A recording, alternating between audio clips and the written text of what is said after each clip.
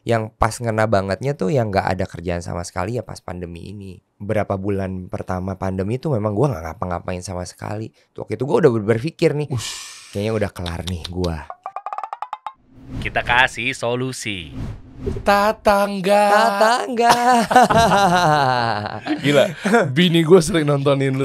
Nuhun, hatur nuhun. Mak nih ya, ini bos seblak men gue datengin dan ternyata gue katanya sempet salah, katanya disalahin sama dia. Seblak yang gue makan sekarang itu bukan pada aslinya. Emang iya?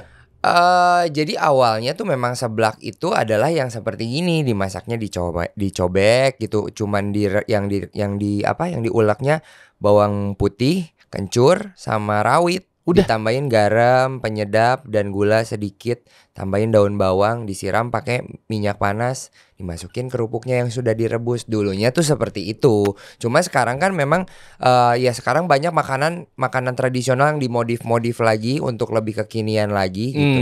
Nah, yang seblak yang pakai kuah merah-merah gitu tuh itu udah dimodifikasi lah seblaknya jadi kekinian gitu. Termasuk lo juga istilahnya menambah seblak jadi makin kemana-mana dengan lo kolaborasi bareng sama Gildak gitu kan. Iya. Malah makin kemana-mana itu, tapi jadi naik kelas ya. Benar, jadi karena memang si sambal bumbu seblak ini kalau misalnya dipakein apa aja tuh nyambung aja, itu udah kayak sambal aja. Cuman memang kan kalau si seblak ini yang lebih berasanya adalah kencurnya, itu yang membedakan dengan sambal-sambal yang lainnya. Kalau orang Sunda mah suka banget yang namanya si cikur kencur ini gitu. Cuman cikur tuh kencur. Cuman kan kalau misalnya beberapa orang ada yang nggak tahan dengan baunya, ada yang nggak tahan dengan nyengatnya rasanya di mulut gitu. Tapi kalau orang Sunda sih hampir semua suka kencur, makanya apa-apa dikencuri. Nasi goreng aja pakai kencur. Nasi gitu. goreng pakai kencur. Enak, ada nasi cikur namanya. Nasi cikur. Coba kita buktikan lah. Gue bukan orang Sunda, nggak tahu nih bisa pas apa enggak nih. Nah, boleh. Nanti lu juga cerita ya bro, perjalanannya kenapa dari waktu zaman-zamannya lu dulu di Smash Boy Band, sekarang jadi bikin usaha seblak. Ya kan lu punya seblak juga kan? Iya, punya. Akhirnya punya. Jadinya. Akhirnya punya. Terus kok malah makin komentarin seblak orang padahal lu punya brand sendiri. Biasanya kan kompetitor harusnya. Iya. Dan panjang ya. Dan gue nonton di Deddy Corbuzier, katanya sempet hidup lu separah-parahnya. Nanti lu kasih tahu semua ya. Boleh siap. Ya. Ini pelarian dari musisi? Enggak juga sih sebenarnya. Enggak juga. Ini semuanya enggak ada yang direncanain. Jadi apa yang gue lakuin ya ngalir apa adanya aja gitu. Apa yang gue lagi pikirin, apa yang lagi gue suka, apa yang lagi gue pengen.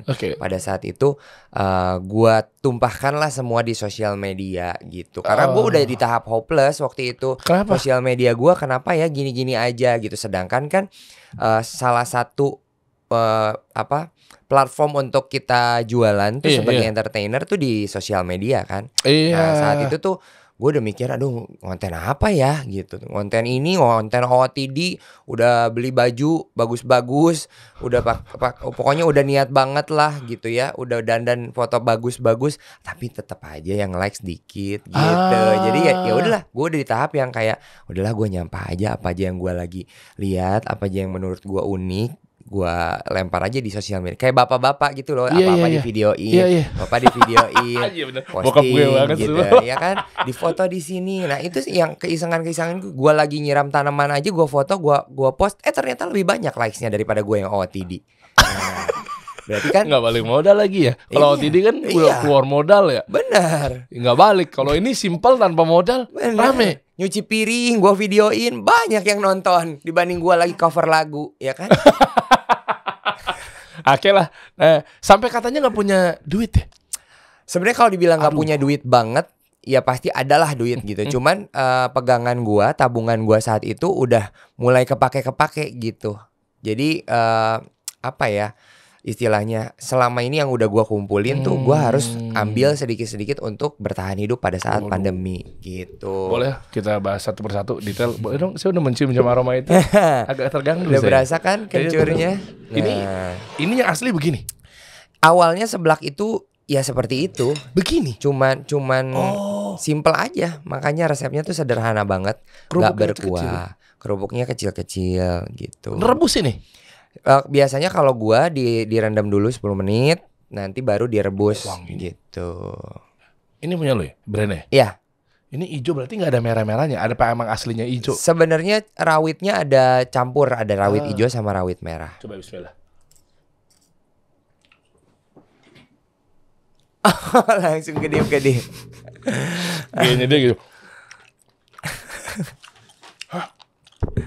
Begitu dulu awalnya. Gue juga sebenarnya tadinya sebelum adek gue bikinin seblak ini ke gue juga nggak tahu kalau seblak tuh kayak gini. Yang sumpah lo. Gimana? Serius? Wow. Gue orangnya malu sama jenggot kalau bohong. Pedas banget ya. Pedas lumayan.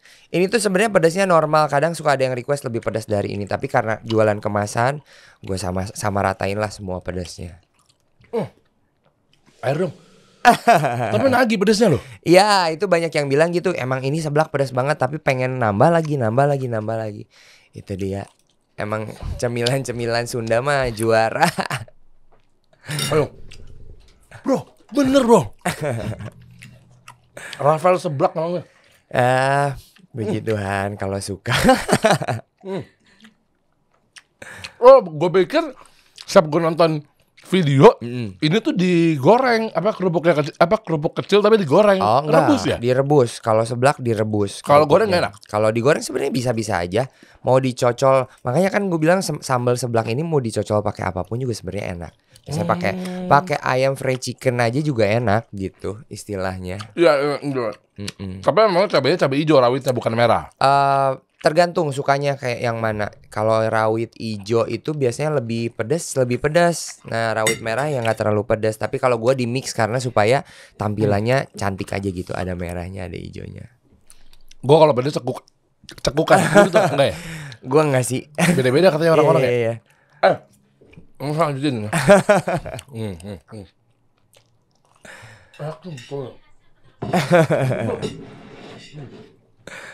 Itu yang kemasan. Kalau misalnya yang dimasakin lebih ini yang kemasan nih.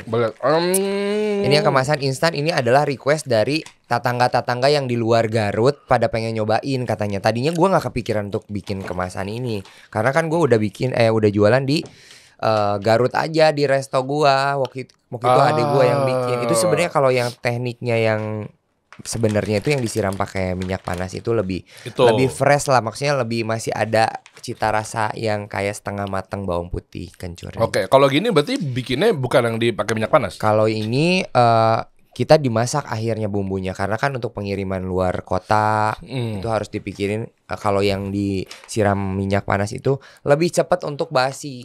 Oh, oke. Kenapa, Dim? Beda. Kenapa prank lu pedes kan? Tapi enak. Coba. Masa sih? Saya penasaran jadinya beneran pedes apa enggak sih? Coba lagi. Tapi enak ya? Parah ya? Iya kan?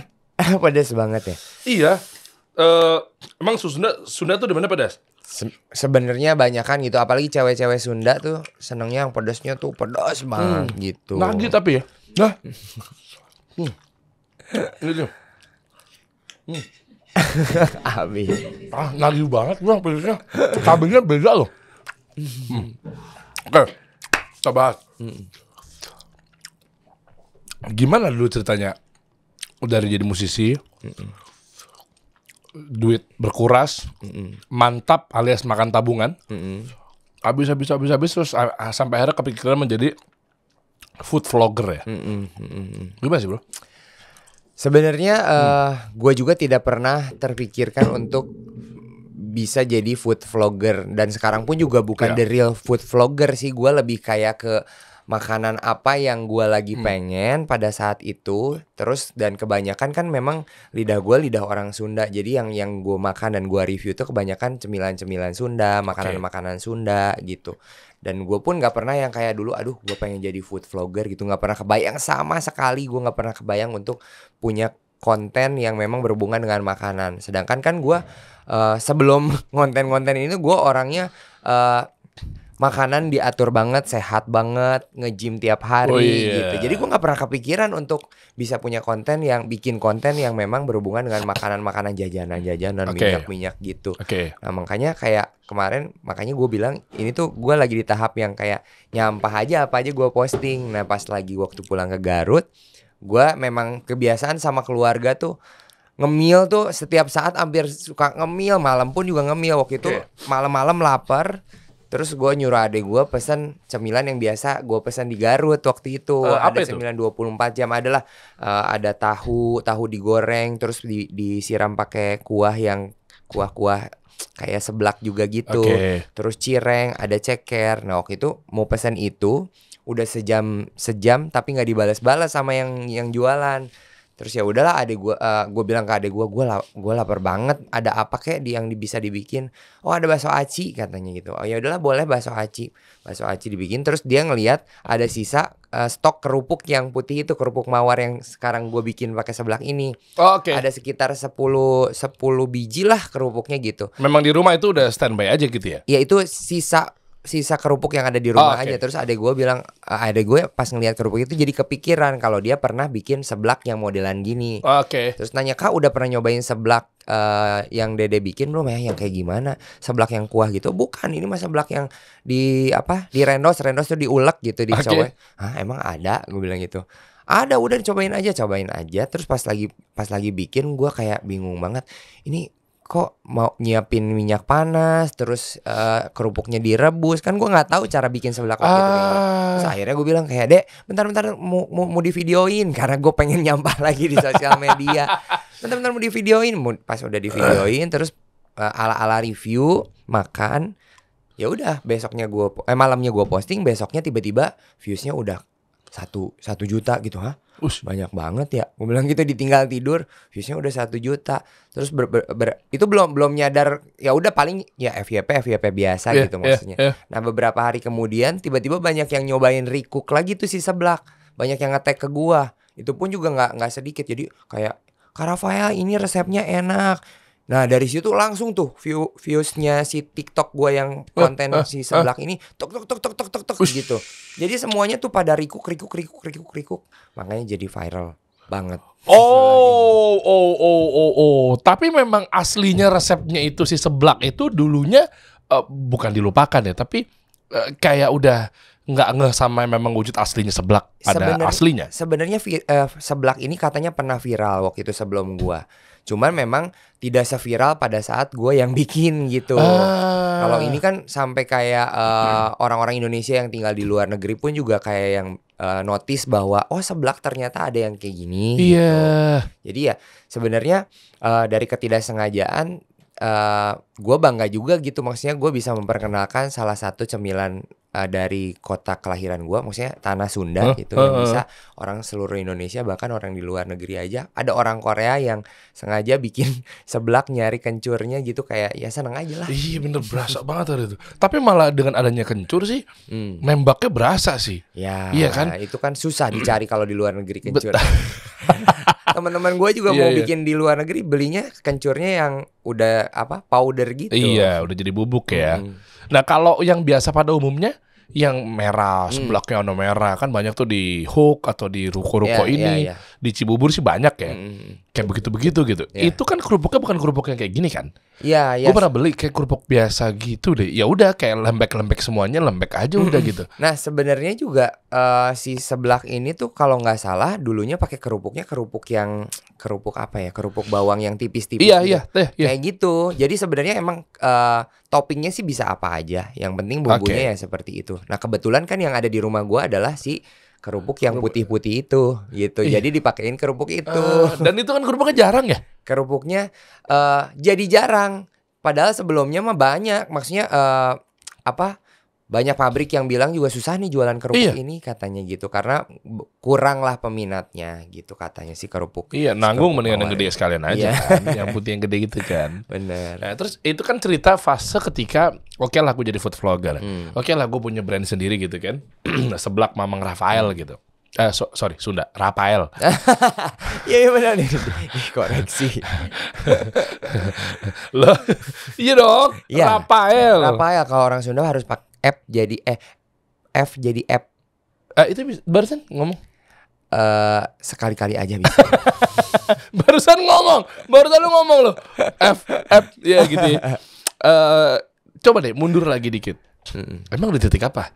Ketika waktu bingung kan, gue OTD deh biar naik deh, dengan harapan mungkin kita nggak pungkirin pasti kan kalau konten kreator dia jadi OTD gitu kan, atau fashion enthusiast, ya ujung-ujungnya mungkin dapat endorse minimal, dan ya kalau bonusnya ya dia punya brand sendiri gitu fashion. Betul. Ya alurnya pasti kan rata-rata template-nya begitu kan. Nah terus waktu itu kan pasti ada harapan pengen ya udah deh gue bikin ini dapat endorse ini apa segala macam ya. Sebelum nyampe ke akhirnya punya brand sendiri gitu Seblak, dulu kan hidupnya gimana? Dengan luntang-lantung yang posting ini nggak kena, posting itu nggak kena, posting ini nggak kena. Bener sampai akhirnya duit berkuras dan lain sebagainya gitu. Ya sebenarnya di dunia pekerjaan apapun pasti kan akan ada naik turunnya. Jadi waktu puji Tuhan 2010 ketika gua sama Smash kita bertujuh dikasih kesempatan yang naiknya lumayan cepet pada saat itu gitu. Maksudnya kerjaan juga hampir setiap hari ada. Tapi ketika seiring berjalannya waktu kan kita kontrak juga sudah habis dengan manajemennya dan kita bisa berjalan sendiri-sendiri. Tapi ternyata kan kekuatan bertujuh dengan kekuatan sendiri tidak sama pastinya. Tentunya kan orang-orang kalau misalnya sudah taunya oh ini asalnya dari grup ini, ketika kita ngumpul bertujuh maksudnya awareness-nya lebih kuat ketika kita berjalan sendiri-sendiri. Nah, gimana makanya kita bertujuh pun juga pasti berpikir gimana caranya nih kita supaya bisa bertahan di dunia entertain ini gitu saat itu. Jadi apa ya, struggle-nya tuh berasa banget ketika kita jalan sendiri-sendiri gitu. Oke, sendiri-sendirinya itu maksudnya semuanya pada solo karir atau memang ada yang keluar dari musisi? Contoh mungkin jadi pengusaha segala macam. Sebelum lanjutin cerita coba kita absen tujuh-tujuhnya.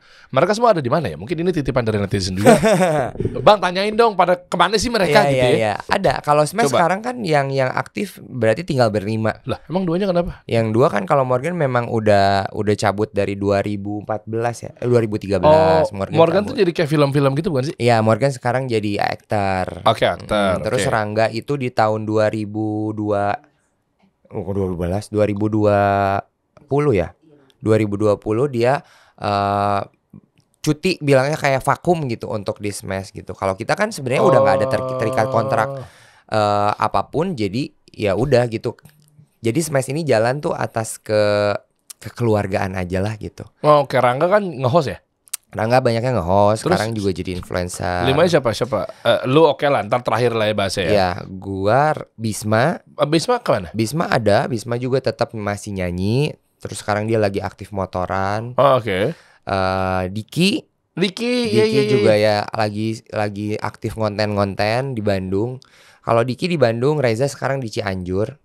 Kalau Reza kan sekarang dia punya wedding organizer juga, terus dia nge-DJ juga gitu. Ilham juga sekarang lagi sibuk konten-konten, kan Ilham udah berkeluarga juga, udah punya anak 1. Gitu. Ya paling berlima ini sekarang lagi aktif lagi di Smash. Oke. Tanpa dua yang tadi ya. Nah, anyway, dari situ sebelum kesini lagi tadi, gimana cara hidupnya? Kan belum, waktu itu. Dari mana? Kan pasti jembatannya kan yang tadi kan bikin posting ini nggak kena, posting itu nggak kena gitu ya. Ya apa kesehariannya gitu? Mungkin kan ya kalau pengusaha kan istilahnya ya pasti ada titik yang ketika nggak ada produk pembelian dan lain sebagainya kan ya mungkin ada yang macam-macam ya. Ada yang efisiensi pegawai, ada yang ngurangin outlet apa segala macamnya gitu kan. Ya, terkait kehidupan, pendapatan nggak ada sama sekali atau gimana? Kalau pendapatan ada, maksudnya dari kan waktu itu Smash kontrak itu 3 tahun, dari 2010, 2011, 12, 13 lah kontraknya. Ketika habis itu ya udah kita berjalan tanpa keterikatan kontrak, tapi kan masih banyak, maksudnya masih ada kerjaan. Tapi kita boleh ngambil kerjaan sendiri. Ya puji Tuhan waktu itu maksudnya dikasih kesempatan untuk nge-host juga, terus main film, main sinetron ada kalau gua pribadi gitu. Nah, sebenarnya ketika apa ya mungkin seiring berjalannya waktu kan umur kita juga bertambah.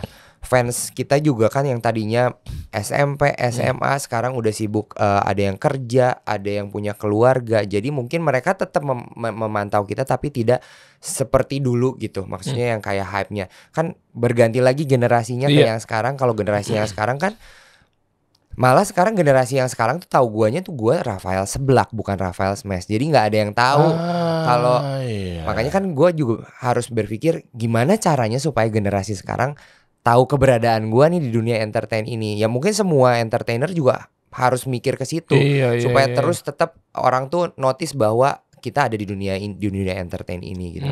Nah pada saat itu berpikir ya bikin konten apa ya atau gue kerja apa ya karena kan sekarang itu tuh tolak ukurnya masih ada yang netizen tuh yang kayak kalau kita jarang muncul di TV kita tuh nggak ada kerjaan. Kadang-kadang juga ya kan kadang-kadang gue maksudnya gue lagi aktif di TikTok gitu sekarang gue live di TikTok kadang suka ada aja kok sekarang live di TikTok nggak ada kerjaan ya gitu. Ya Allah. Tolak ukurnya di TV gitu.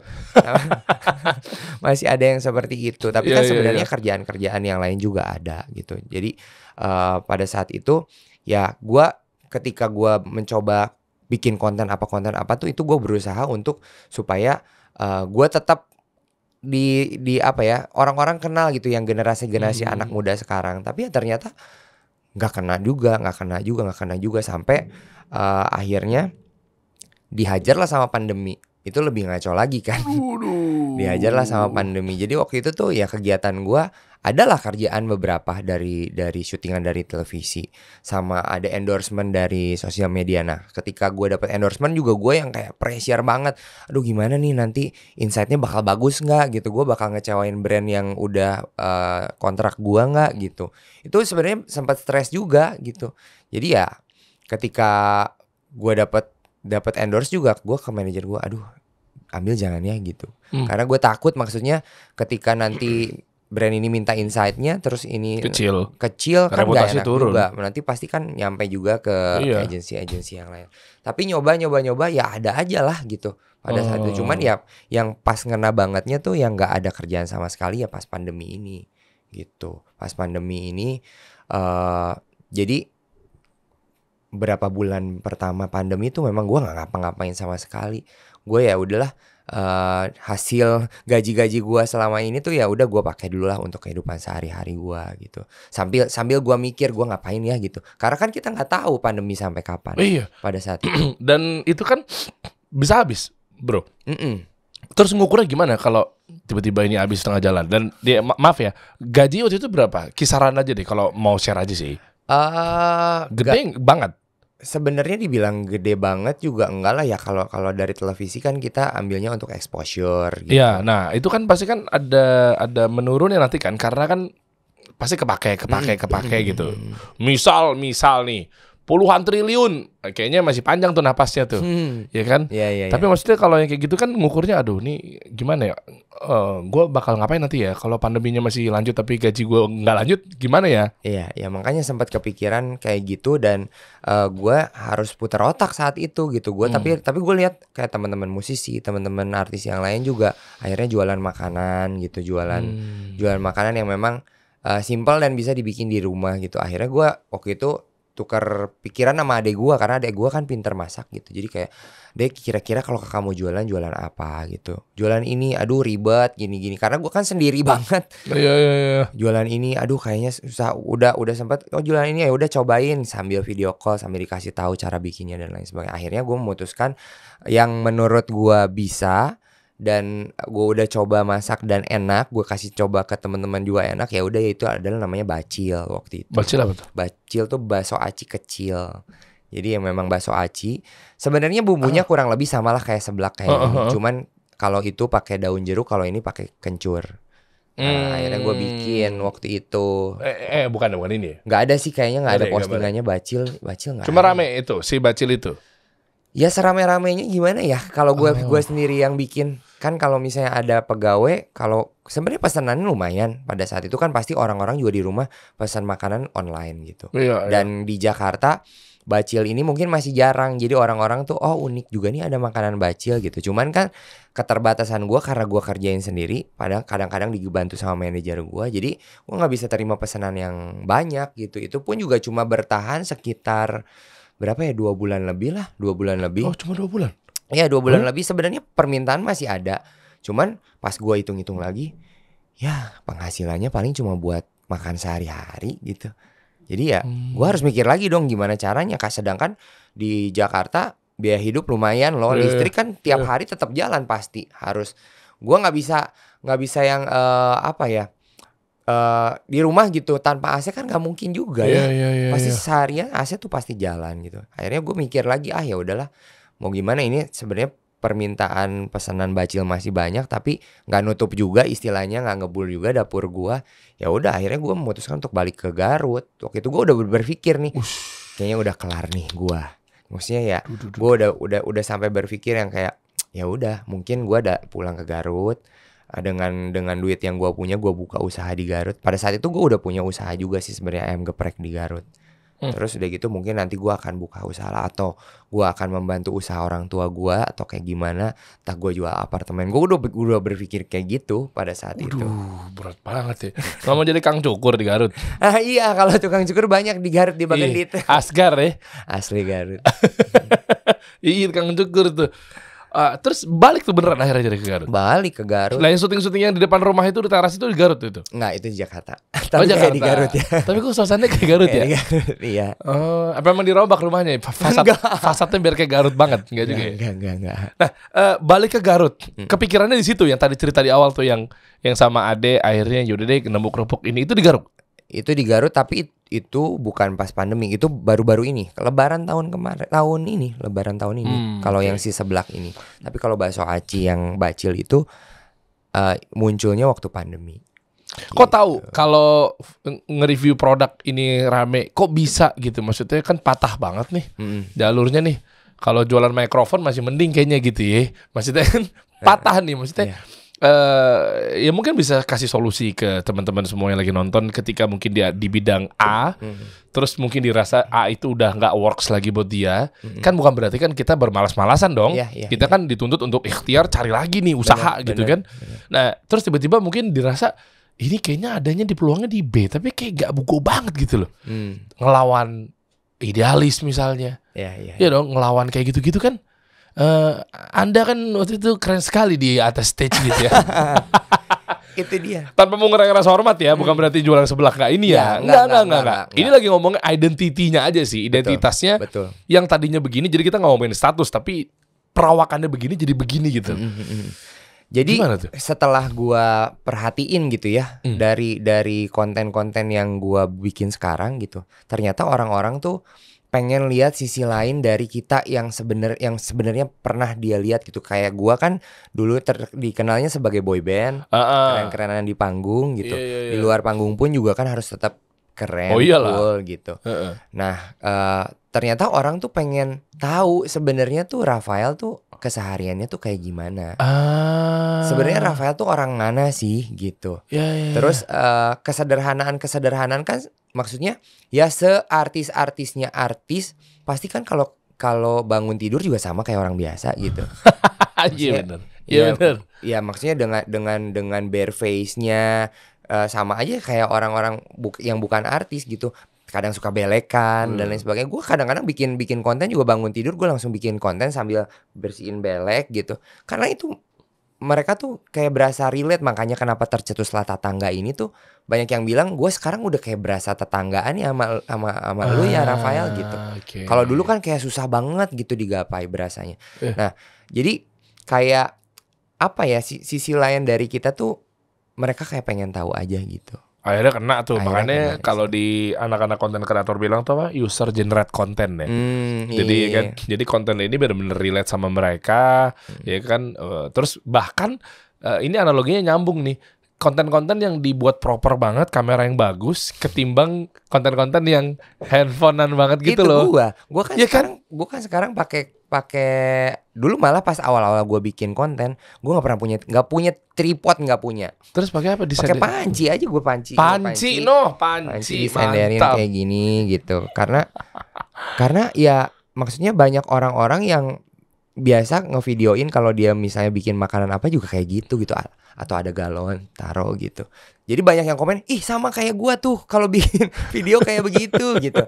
Ya emang begitu. Tapi gua juga nggak dipikirin kayak maksudnya gua harus terlihat kayak susah banget gitu. Enggak, ya emang gua pas kepikiran aja gue taruh di mana ya kamera gue. Oh ada panci, taruh di panci. Kalau nggak ada panci taruh di misalnya botol minum gitu. Belakangan ini baru beli tripod. Sampai ada yang bilang, "Kak, nggak mau beli tripod gitu." Oh iya ya, gue kayaknya pakai tripod lebih gampang gitu. Terus yang kualitas gambarnya yang bener-bener HD gitu tuh kayak jadi bukan karakter gue aja. Makanya gue ya udah mau pakai kamera depan juga kalau mau video nggak apa-apa. Itu pakai handphone? Pakai handphone semuanya. Serius? Semuanya pakai handphone. Ini bukti konkret kalau konten kreator yang sekarang dipikir bahwa kayak harus punya alat yang mahal dulu nih. Handphone? Masa handphone? Pakai audionya? Audionya nggak pakai mic yang gitu. Klipon gitu? Enggak, dari handphone langsung. Langsung gitu? Langsung. Loh, handphone apa? Handphone iPhone kan? iPhone, cuman kan tetap aja kadang-kadang suka nggak jelas suaranya. Kadang-kadang kan kalau misalnya gue lagi ngonten, lagi hujan ya udah hajar aja nggak apa-apa. Ya kan nggak masuk dong, bocor, berisik. Tapi ya udahlah nggak apa-apa. Tapi mereka juga happy aja. Tetangga gue happy dengan apa adaannya situasi yang gue rasain. Kadang-kadang juga makanya gue lagi bikin konten suka banyak gangguan yang tidak sengaja gitu ya. Ya udah gue masukin aja. Emang begitulah kehidupan. Itu nggak usah dibagus-bagusin istilahnya mas. Iya. Dan ngambil positioningnya apa ya? Kalau positioning itu istilahnya ngambil titik fokusnya itu kan sesundaan ya. Sunda. Itu nggak takut? Ini sempit nih marketnya nih, audiensnya ngerti cuma beberapa. Meskipun lu kasih subtitle sih ya. Tapi kan cukup yang berani banget gitu loh ngambil market dan audiens kayak gitu loh. Iya kan yang memang segmentasinya gue nggak tahu kecil apa gede, tapi intinya yang ngerti kan dia berarti kan orang-orang Jawa Barat. Benar. Sementara kan kalau bahasanya Indonesia mau Betawi sekalipun mau diganti aja belakangnya orang masih ngerti. Mau kemana? Masih ngerti kan? Kalau Sunda agak susah. Kayak gitu kan. Maksud gue nonton. Gue baca selama ini sih memang saya kan sangat Jawa Barat sekali ya. Jadi saya pasti bacanya subtitle gitu. Iya. Jadi Jawa Barat. Jadi pasti ngikutin subtitle gitu. Gimana tuh mikirnya tuh bahwa yakin deh udah tenang aja pasti ada yang ngerti banget gitu. Se-ekstrim itu loh kan jarang banget yang berani begitu maksud gue. Karena gue akhirnya mikir kayak pengen nunjukin sisi gue yang sebenarnya gitu keseharian. Jadi banyak yang nanya, Rafael gimana rasanya sekarang keluar dari zona nyaman menjadi seorang orang Sunda. Lah zona nyaman gue yang sekarang malah gue malah masuk ke zona nyaman gue nih sekarang. Ngomong pakai bahasa Sunda tiap hari gitu. Dulu gak bisa ya? Dulu kan maksudnya dulu kayak boyband gimana? Harus gimana?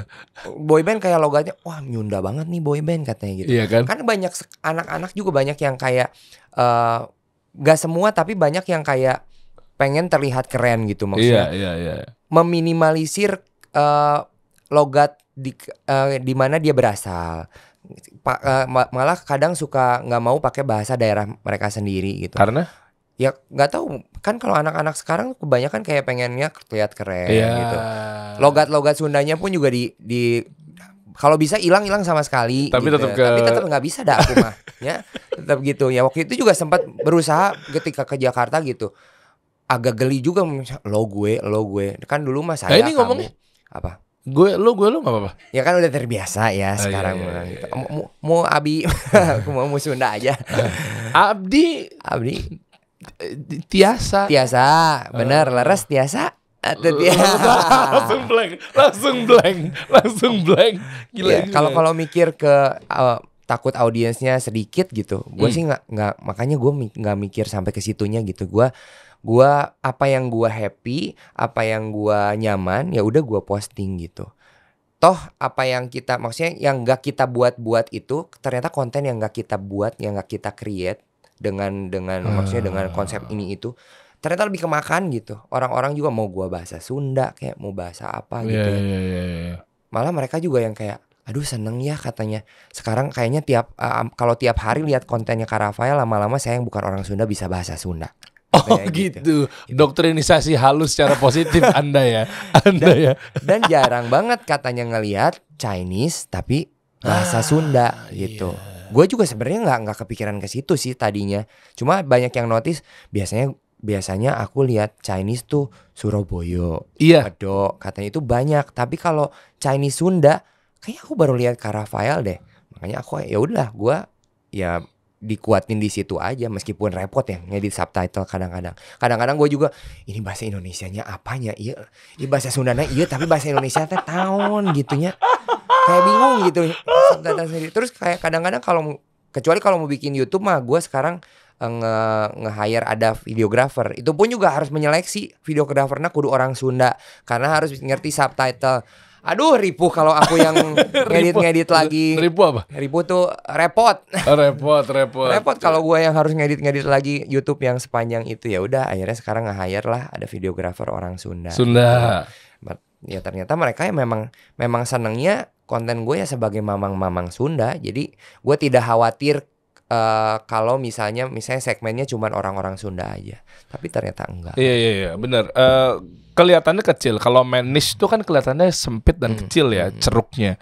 Tapi kalau fokus itu mudah diingat ya orang-orang yang paham sedikit banyak bahasa Sunda tapi dia lagi di daerah Jakarta, Papua, Manado dan seterusnya itu kan pasti kan ter-recall ya, ter-notice bahwa kayak ada nih satu konten kreator yang fokusnya ngomongin Sunda apa segala macam. Iya. Jadi akan gede. Dan responnya ada nggak ya, yang nge-hate gitu, yang benci? Ada aja pasti ya? Ada aja, pastilah gitu.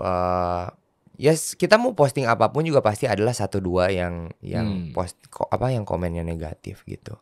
Ada yang bilang kayak ini mah udah bener-bener udah dibikin katanya sok-sokan diiniin terus kayak bilang kayak apaan sih sekarang dibesar-besarin seblak, orang seblak yang model kayak gini udah ada, Rafael nggak usah lebay gitulah. Saya tidak apa ya, maksudnya gue kan dinobatkan menjadi duta seblak Indonesia oleh tetangga gue gitu, kayak ayo ini cocok harus jadi duta seblak gitu.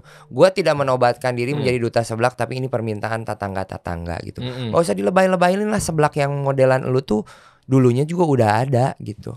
Bukan viral gara-gara Rafael katanya. Jangan ngeklaim bahwa ini seblak Rafael. Saya tidak pernah ngeklaim ini seblak Rafael, tapi orang-orang taunya akhirnya sekarang seblak Rafael gitu. Jadi ya udah mau gimana lagi gitu. Gila, begitu aja masih diserang ya. Pastilah. Konten halus-halus, gimana konten-konten kontroversi ya. Bingung sama netizen tuh. Iya. Nah terus gimana ceritanya akhirnya sampai ke produk ini? Ini bentar.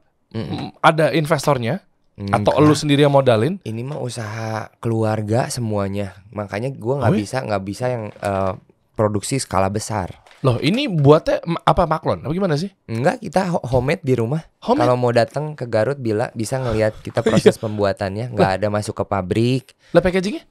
Kalau packagingnya kita ada di tempat percetakan.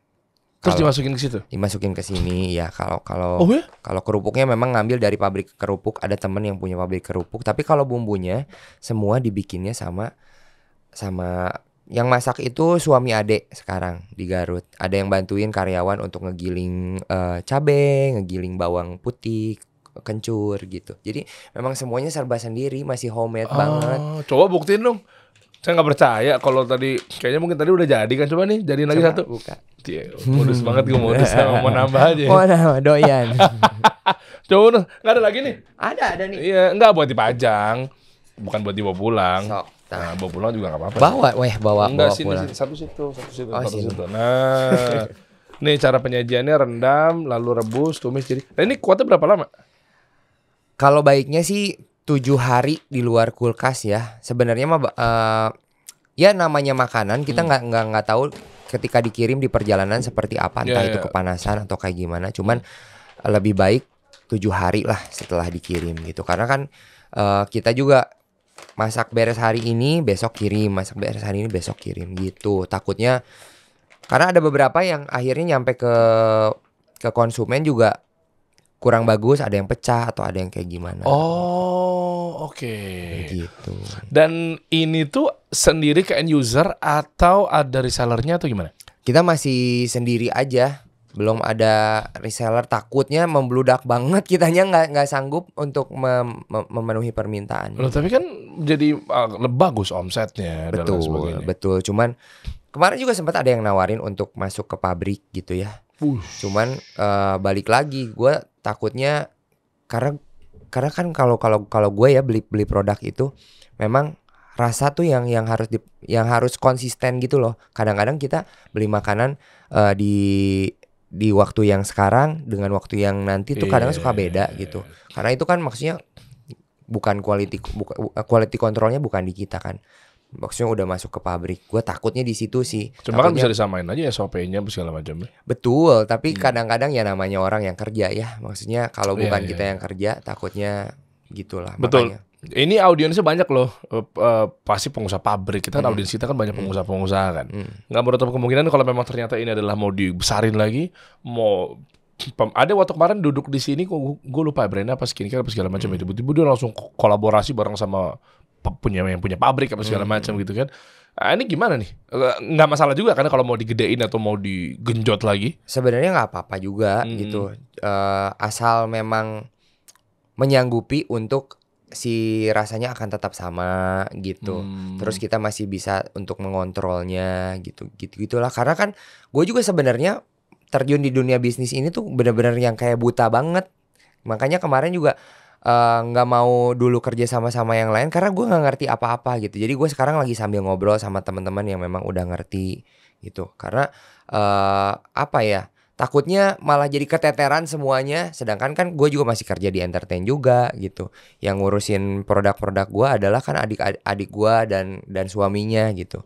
Dia pun juga yang kayak aduh bisa nggak ya kak nanti gitu. Jadi nggak ada orang produksi lah di dalam si bisnis ini. Makanya apa-apa juga, aduh kayak kemarin aja mau bazar gitu. Kita tuh berembuk bazar sampai hampir 1 bulan gitu. Ikut jangan ya. Tapi kalau ikut nanti takut ini. Jadi harus ada satu orang yang kayak ikut aja, tenang aja. Nggak akan kayak gitu kok. Nanti flow-nya bisa diakalin gini gitu. Jadi sekarang kita lagi banyak ngobrol dan mencari orang yang memang udah ngerti lah di dunianya gitu. Kalau sekarang tuh sebenarnya kemarin ya coba-coba aja gitu. Gua tuh lebih ke coba-coba aja dulu. Ternyata gitu. Ada boom gitu ya. Akhirnya boom gitu dan sekarang aja maksudnya dengan penjualan yang sekarang aja tuh kita udah happy lah gitu. Coba pengen tahu berapa sih? Harus tadi buat 2 tuh biar dia makan juga. Gue demen kalau lihat dari review soalnya nagih banget ekspresinya. Berapa total? Saat ini permintaannya udah tembus berapa? Sekarang paling banyak sehari 1.000. 1.000 apa? 1.000 piece gini. 1.000 pieces? Iya, sehari 1.000 gitu. Itu pun masih bikin sendiri gitu. Dahsyat. Ini harga jualnya berapa? Harganya 25.000. Oh, berarti berapa tuh? Saya mau ngitung. Boleh saya ngitung pakai kalkulator sakti saya? Nggak, orang cuma ngitung doang. Ini kan itu kan paling banyak, paling banyak. Terus itu paling rendah? Paling rendah ya berapa ya, 500 lah. 500. Oh, 25 juta sehari ya. 25 juta ya. Omset bro. Omset. Kan pasti kan ngambil untungnya kan 95% kan? Enggak lah. Kita ngambil untungnya mah dikit. Untung makanan mah sedikit. Dijual tinggi-tinggi juga enggak lah. Iya benar, karena mereka udah tahu ininya ya, apa namanya? Iya kayak lu mau jual air mineral gitu. Terus dulu kayak beli ya 40.000 gitu kayak kan gue udah tahu kan kasarannya berapa gitu ya. Iya. 25.000 oke lah, 25.000 ya masih gitu ya. Emang segitulah. Iya. Terus akan keluarin menu-menu lain lagi. Apa fokus di sini aja? Sebenarnya sebelum si seblak ini tuh gue pernah punya brand juga, kemasan juga, usaha adik gue juga. Ada Coco Baco, bukan bakso aci sih, bakso kampung lah gue sebutnya waktu itu yang di Garut itu. Cuman karena si seblak ini masih kita flow-nya juga masih berantakan gitu. Istilahnya di rumah juga masih belum, baru mau masuk bulan, udah baru 2 bulan lah si seblak ini. Jadi kalau mau jalanin lagi si Coco Baconya, kayaknya takut keteteran gitu. Ada guanya kayak boleh kan nanti dulu aja. Oh ya udahlah ntar aja sesiapnya aja gitu. Oh lebih ke makanan Sunda berarti ya? Makanan Sunda ya kayak cemilan juga itu kan cipeng tuh. Lagi. Namanya nggak boleh dimengerti aja gitu, maksudnya kayak Coco Baco, cipeng tuh keripik kayak kerupuk aci gepeng, kayak cireng tapi dibikin keripik gitu. Bentar. Ini gue tebak boleh ya? Karena nama-nama singkatan ini apakah gara-gara orang Sunda nih bermula dari Asep Surasep, Cecep Guru Bacem. Iya pasti. Kayak ngulang-ngulang gitu kan? Iya kalau Sunda gitu Enti Sutisna. Gitu. Kalau nggak tahu, gue juga sangat bangga dengan menjadi orang Sunda karena kreatif banget gitu. Dari tepung tapioka aja bisa menjadi makanan yang bermacam-macam. Tepung aci. Iya tahu. Ada cipeng, cipak, cipet. cipuk, ada apa lagi ya? Cimet. Saya nyerah. Ada cilok, ada cimol. Coba gue tebak dari awal. Ya gue tebak deh. Nah, itu apa maksudnya makanan? Cipeng. Aci gepeng. Aci gepeng kayak gimana? Ya gepeng, banyak gitu. Masa tau ketawa Dimas, ketawa aja. Cipak koceak. Aci dicepak. Bukan. Cipak itu aci dempak. Dempak apa lagi? Dempak tuh apa ya? Penyok gitu. Kalau bahasa dempak penyok gitu. Mendelep. Iya. Sebenarnya bentukannya tuh bulat gitu kayak bakso gepeng. Terus kayak cireng tuh. Tapi yang enggak, karena kalau cireng tebel banget. Tebel tapi hancur-hancur gitu kan. Kalau ini kayak koin gitu, agak tebel, nanti digoreng kayak cireng terus dipakein chili oil. Itu namanya asik chili oil. Cipak koceak. Koceak tuh apa? Koceak tuh ya apalah ya, ini apa kayak aduh cikruh teh. Nah, suka gini nih. Gua teh enggak tahu bahasa Indonesianya teh apa. Lucu gitu. banget ini. Gua ngerti gitu, maksudnya di otak tuh kalau ini tuh ini, cuman bahasa Indonesia tuh apa gitu. Cipruh apa tadi? Cikruh tuh yang kayak boleh tolongan teh orang Sunda. help me. Gila. Cikruh tuh banyak banget gitulah. Apa ya? Bukan, itu kuahnya banyak gitu. Kuahnya banyak dan pekat banget, bumbunya cikruh. Lah ya udah itu bisa. Panjang banget ya dari cikruh ke kuahnya banyak, bumbunya pekat. Nah, ya. Oke, itu apa lagi tadi? Cipet, aci digempet. Betul, aci kadempet. Nah, aci kadempet itu terhimpit. Oh, terhimpit oleh si kulit pangsit. Kulit pangsit dihimpit. Jadi ini aci dikulum. Ya, gitu. Digituin ya. Setelah digoreng, pakai bumbu lagi. Gitu. Oh, Sunda tuh begitu-begitu ya. Iya, peracian banyak. Kenapa aci sih maksud gue? Itu juga nggak tahu, tapi enak. Tapi enak ya. Terus apa lagi? Cilok tahu dong. Ya aci dicolok, cimol. Aci di mall. Mall tuh maksudnya gitu ya. Mall. Kenapa semua aci ya? Nah itu dia. Tapi emang rata-rata emang identiknya cemilan Sunda sama aci. Karena simpel kali ya. Kan itu kan tepung tapioka kan yang dipakai boba itu kan. Iya bukan? Iya bener. Ya, hampir mirip. Iya kayaknya. Coba tanya sama street boba tuh. Iya. Bener kan? Iya benar. Tapi nggak tahu ya kalau boba dibikinnya dari tepung aci atau tepung apa. Sekarang mah banyak, ada tepung aci, tepung jagung, tepung kentang, mirip-mirip. Rata-rata tuh boba tuh begitu. Cuma nggak tahu deh boba pakai sambal dapat nggak tuh kan? Sama-sama aci lah, bener. Sama-sama aci. Harus dicoba sih ya, pakai bumbu seblak belum ada. Makanya Raffi kan orang Bandung ya. Sunda kan? Sunda. Makanya bikin anak namanya Cipung. Aci ngapung. Ngapung itu adalah terbang. Sempat kemarin juga gue kayak pengen bikin lagi nih makanan yang dari aci, apa yang belum ada gitu. Gue sempet kayak mikir cipung, aci ngapung. Tapi aci kan ngapung tuh terbang. Maksudnya gimana ya caranya bikin aci ngapung? Ngapung kuah kan? Di kuah lah. Di kuah kan jadi ngapung. Ngapungnya di kuah, mengambang. Ngambang. Kalau nggak ngambang, lah kan enteng, dikasih air juga naik. Bakso naik gak sih? Bakso. Cimbang, aci ngambang. Cimbang.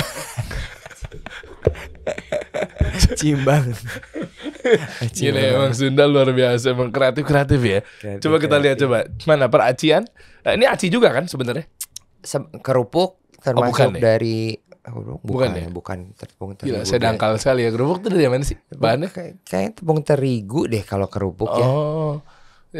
Tepung-tepung juga lah ya. Coba bawa kita lihat dong. Kita buka dong. Nah ini dia nih.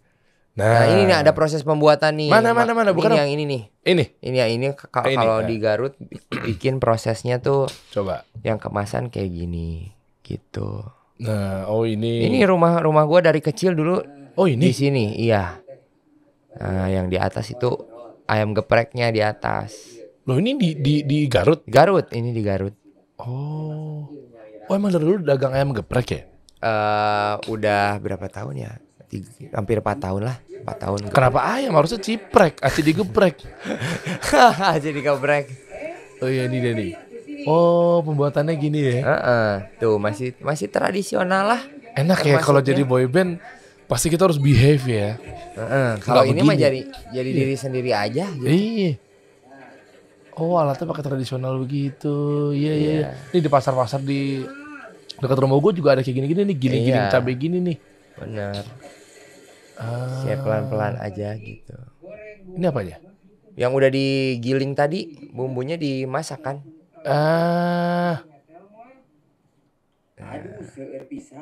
Oh, buat jadi bumbu si gepreknya. Iya.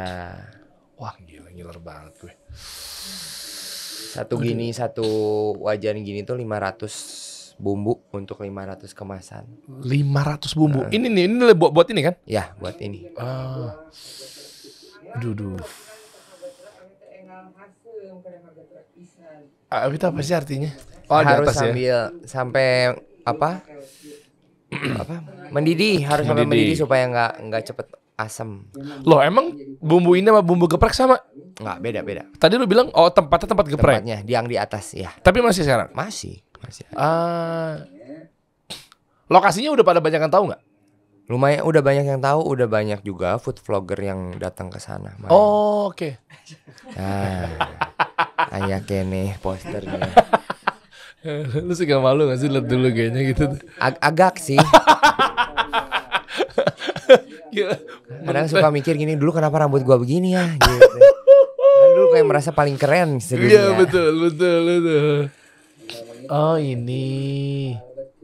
Tuh masih gitu aja, dapur gua juga nggak dibagus-bagusin. Oh ya? Itu masih begitu dapur gua. Ya udah aja dibiarin kayak gitu, nggak apa-apa. Ush. Oh, ini baru mau diracik ya? Bener, baru mau dimasak sebelah kemasannya tuh. Oke. Ini 1000 begini buat satu-satu. Encok bos. 1000 bikin begini nih. Iya. Lah aku pikir ada alat pabrik gimana? Nggak ada, paling ngevakum sendiri gitu. Cuma 1000 pieces. 1000 pieces. Gile. Wah, ini dia nih. Mana? Tadi jangan lama-lamain dong, lambung saya berontak nih. Belum matang ya guys. Gimana? Ada yang udah matang. Oh, ada yang udah belum matang. matang katanya gitu. Ini ada ya? Ini ponakan. Oh, ponakan. Nanti kita cek deh lokasinya buat teman-teman tahu. Jalan apa kalau yang di Garut? Jalan Otista nomor 277 Tarogong Garut. Kalau yang di Jakarta? Jakarta mah enggak belum ya? ada. Belum ada. Terus rencana ini mau di mana cabangnya? Ini online dulu saat ini? Ini online semuanya. Online. Akan buat nggak? Kan ada experience baru kalau memang misalkan ada store-nya, outletnya. Nanti lu setiap hari apa kumpul di sana sambil kita ngobrol. Banyak loh kan kreator-kreator sekarang. Mana gue ngundang siapa? Iben. Nah, kasih Rafael dulu dong. Gua makan sebelah gua sendiri. Iya, coba dong. Gua demen liat lu konten soalnya kayak nafsu gitu.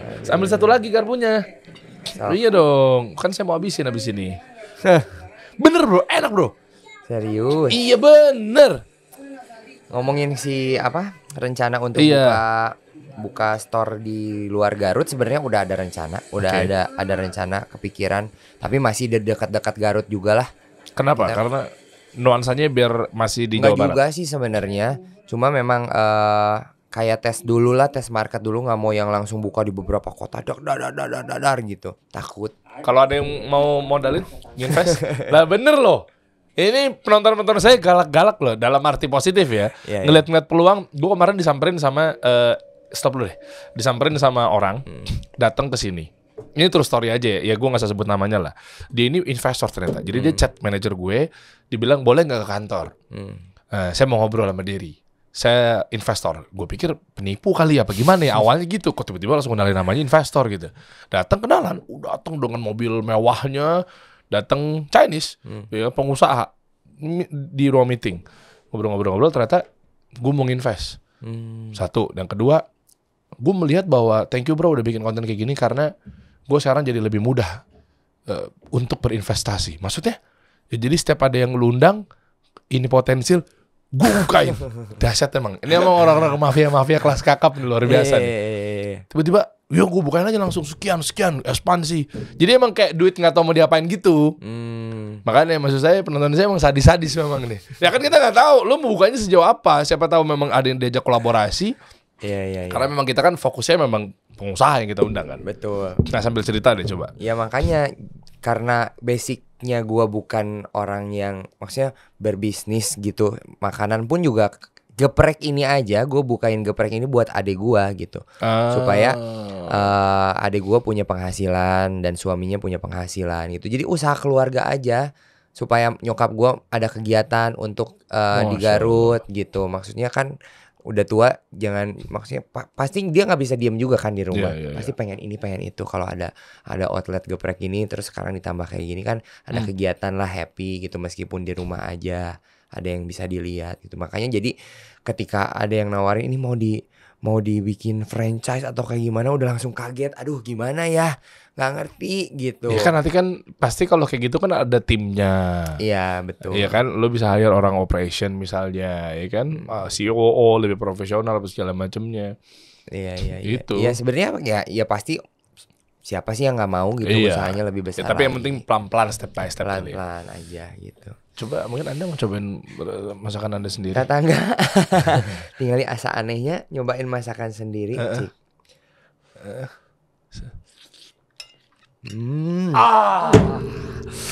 Gila, gue nggak tahu udah lapar gue kalau lo. Ya, dahsyat ya.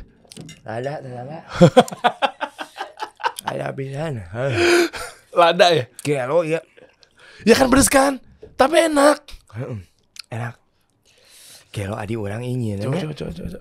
Apa tuh artinya apa? Ini gila adek aku ini bikinnya. Oh, adek, iya benar-benar. Diki orang Sunda bukan? Nih repot nih ngeditin ntar nih. Oh. Ini kita bareng.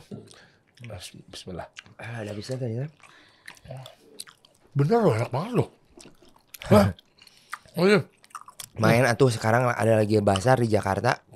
Di mana? Di Kokas ada. Emang iya? Bazar. Sampai hari apa? Sampai hari Minggu. Sana habis ini ya. Kan saya ada, gua habis dari sini ke Dr. Richard Lee. Ke podcastnya dia. Habis itu kan dia kan di Kuningan tuh dekat Kokas. Mampir ah. Oh lagi rame ya? Di bawah ya biasanya kalau Kokas ya? Yang di parkiran outdoor. Oh di luar? Bazarnya Magdalena. UMKM semua. Ada ini yang matang, yang dimasak. Iya. Bisa makan sana sekalian ya? Bisa. Wah. Oke, mungkin ada mau tambahin buat teman-teman semua pelaku usaha atau yang baru memulai ya, tips and trick lah. Ya pokoknya mah semangat, jangan takut untuk mencoba. Aku juga sebenarnya awalnya takut, tapi kalau kita belum nyemplung mah kita nggak akan tahu gimana keadaannya. Apa yang kita takutin ternyata bisa diatasi lah gitu.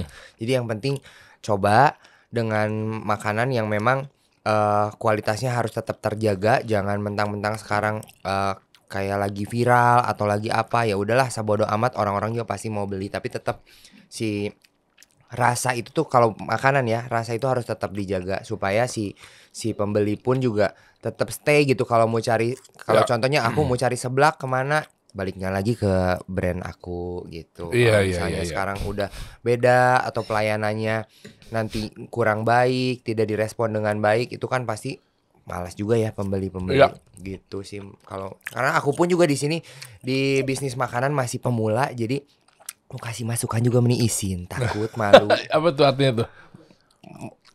Izin malu mau kasih masukan. Aku juga masih banyak belajar. Tapi ya udah dipercaya sama teman-teman, artinya kan geprek juga udah pengalaman bisa dibilang. Betul, tapi kan sebenarnya yang in charge sebenarnya bukan gua full, karena yang in charge itu sebenarnya adalah suami adik gua. Gua mempercayakan ke dia untuk mengelola si bisnis makanan ini gitu. Oke. Ya buat teman-teman, silakan dicobain ya. Nah, itu di sosial medianya Seblak Mamang Rafael. Siap. Ya, monggo kalau mau kolaborasi, gue nggak tahu dia buka apa enggak, tanyain aja.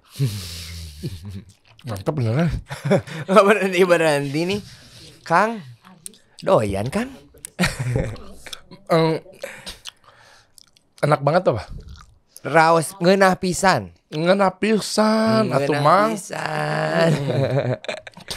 Es lilin mah Cece. Kalapa muda. Kita kasih solusi.